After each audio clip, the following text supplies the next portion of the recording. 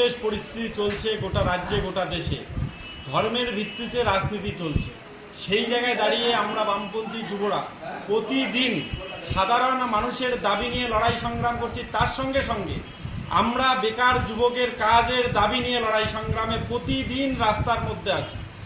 আগামী 28শে March bakery বিরোধী দিবস উপলক্ষে উত্তরকন্যা অভিযান আছে।